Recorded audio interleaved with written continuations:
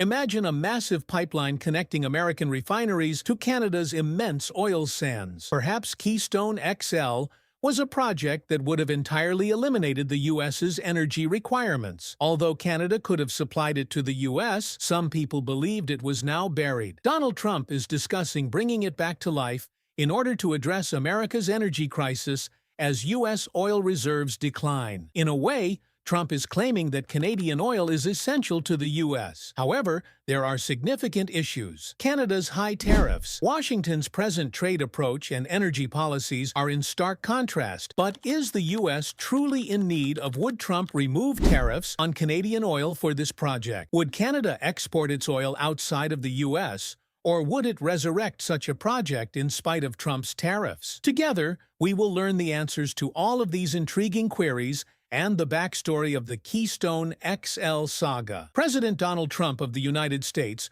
recently declared his desire to see the Keystone XL pipeline constructed and assured that the crude oil project, which environmentalists have long opposed, will receive simple regulatory permits. Trump's request to resurrect the Keystone XL pipeline was promptly answered by Premier Danielle Smith of Alberta. This project should never have been shelved. For American families, cheaper fuel prices are a huge benefit. Trump has urged the company building the pipeline to return to America, claiming his administration would provide easy approvals and an almost immediate start. The $9 billion pipeline was first proposed in 2008 to bring 830,000 barrels of oil per day from Canada's western tar sands to U.S. refineries. It was put on hold by then-owner TC Energy in 2021 after former President Joe Biden canceled a crucial permit required for a U.S. extension of the project. However, the business stated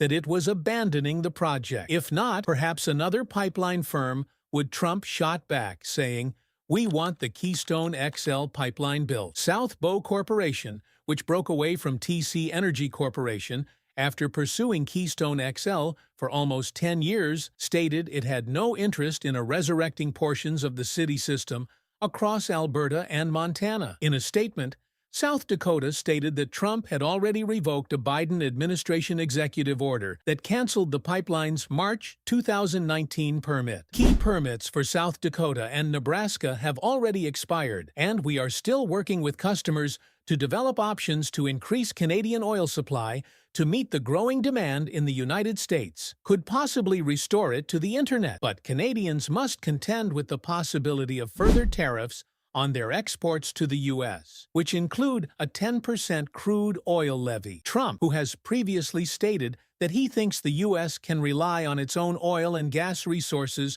without depending on supply from its North American neighbors, has postponed the tariffs until early March. We'll be announcing the tariffs on Canada and Mexico for a number of reasons, as Trump stated during a news conference on Monday that they will be implemented next week. Trump's plan to impose 25% tariffs on all Canadian imports, with the exception of an energy tax of 10%, was postponed. Trump is putting tariffs on Canadian and Mexican goods until March 4th, after Canada agreed to increased border security measures in an effort to put pressure on them to take greater action against illegal immigration and the trafficking of illegal substances like fentanyl, even though not much of it originates in Canada. To solve the issue and make amends, the nation has proclaimed, Trump, in addition to current actions, in addition to the current measures, Mexico has sent 10,000 members of its National Guard to the U.S. border. Trump also intends to impose new tariffs to match those imposed by other nations. These tariffs, which go into effect in April, may be higher than what other nations will impose in the form of subsidies, regulatory obstacles, and a value-added tax that resembles the typical European sales tax, the potential for Canada to impose retaliatory tariffs. Richard Masson, executive fellow at the University of Calgary School of Public Policy, stated that the interest in reviving Keystone XL does not align with Trump's plans to increase domestic oil production while slapping U.S. neighbors with tariffs. He said it seems inconsistent to say we are going to impose tariffs on existing oil coming in and yet try to get someone to build a pipeline. Mexico and Europe could result in a wider trade conflict that sabotages growth. Masson expressed his suspicion that Trump was merely catering to his supporters, who were keen to promote oil projects and other natural resources. The communications director for Minister Jonathan Wilkinson stated that the Canadian government is amenable to a fruitful discussion regarding the advancement of Keystone XL. According to Joanna C.A. Sankaran, unreasonable tariffs and threats to our sovereignty weaken our ability and desire to be an energy partner for our southern neighbor, even though Canadians have long been a dependable energy supplier for our American friends. Says according to Sanaran, the Keystone XL project now has all the Canadian permissions it requires, and the components north of the border are still in place. To advance the project, a private sector advocate will need to step forward, and as of right now, no one has showed interest in believe they will, she said, adding that the government supports actions that benefit Canadians and that Canada wants to see our continent develop into an energy-secure superpower. Unless there is a clear assurance, possibly from the U.S., that if things go wrong, they will pay for it, some oil producers will also need to sign up to ship significant volumes for decades to come, and there isn't a lot of oil scheduled. Masson said he could not see any company snatching up the opportunity to propose a pipeline that 2 U.S. presidents have canceled. It has been a really bitter pill to swallow for most people in the industry. To be manufactured nowadays in Canada, Masson went on to say that producers can justify oil sands expansions that need years of planning and billions of dollars in investment if market access is guaranteed. However, he said that timing is crucial, and at the moment there is so much uncertainty that it is difficult to see how that can happen. What is the Keystone XL project at the center of the debate, and why is it so important? Keystone XL is a 1,900-kilometer pipeline that would run from Hardisty, Alberta, to a major U.S. crude oil storage hub in Cushing, Oklahoma, and onto Gulf Coast refineries. It was first put forth by TC Energy, later known as TransCanada, in 2008, but was rejected on environmental grounds during the Obama administration. It was then revived during the first Trump administration before Joe Biden killed it once more by rescinding the pipeline's permit on his first day in the White House in 2021. As an extension of the company's already existing Keystone pipeline system, which has been in operation since 2010, the Keystone XL pipeline extension was initially intended to swiftly transport the dirtiest fossil fuel on the planet, Tariffs oil, to the market. The pipeline promised to significantly increase its capacity to process the 168 billion barrels of crude oil that are trapped beneath Canada's boreal forest. It was anticipated to transport 830,000 barrels of Alberta T-Sands oil per day to refineries along the Texas Gulf Coast. The oil produced at the refineries would primarily be transported abroad rather than to American gas stations. Now, let's examine a Keystone XL pipeline map. In reality, the projected Keystone XL extension was divided into 2 sections.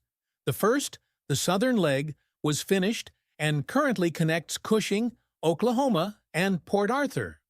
Opponents of the Gulf Coast Pipeline project in Texas claim that TC Energy used legal loopholes to get approval for the pipeline under a countrywide U.S. Army Corps of Engineers permit, rather than going through the more stringent review procedure for individual permits. The second part was the much-discussed 1.29-mile northern leg, a bypass that would connect Steel City, Nebraska, with Hardisty, Alberta, via Montana and South Dakota. Not to mention the effect of the Keystone Pipeline on oil exports and gas prices, the U.S. State Department under President Barack Obama declined to grant the northern portion of the pipeline Keystone XL project a permit to construct, maintain, and run the pipeline across the U.S.-Canada border in 2015.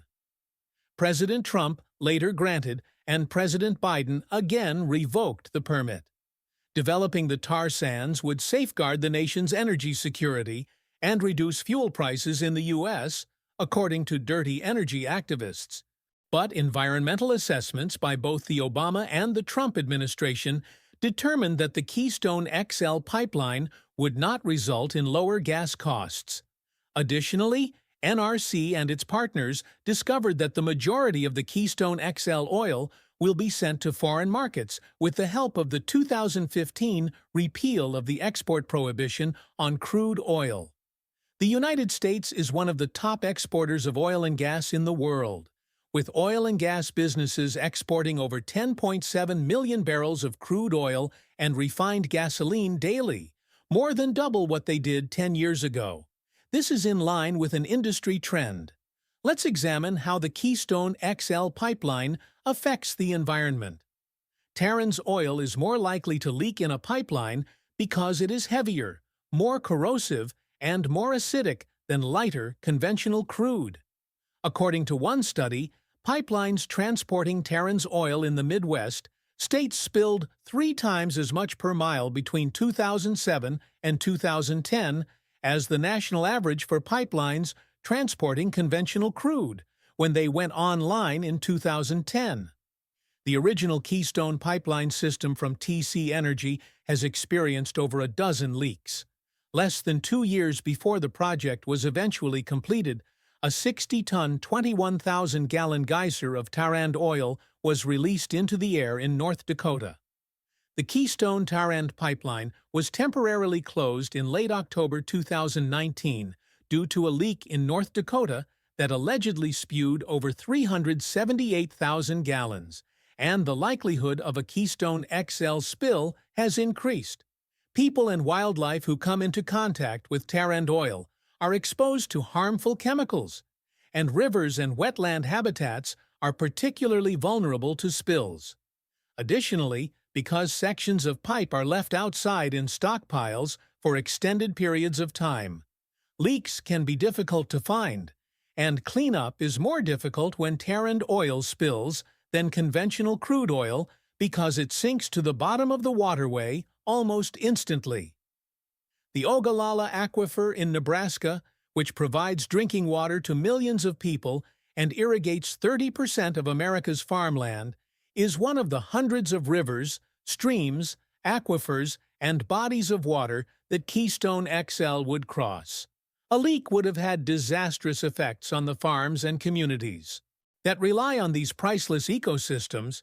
Making Keystone XL would have required accepting these risks in order to ship fuel abroad for corporate profit, rather than necessarily for American consumers. Every stage of the Tariffs industry poses a threat to the environment, with miners wreaking havoc across Canada's north, with clear-cutting of forests that eliminates habitat for wildlife and one of the biggest carbon sinks in the world. The well-being of First Nations communities is jeopardized by mining, which pollutes and depletes fresh water, creates toxic waste pools, and refines thick black oil, which produces petroleum mounds.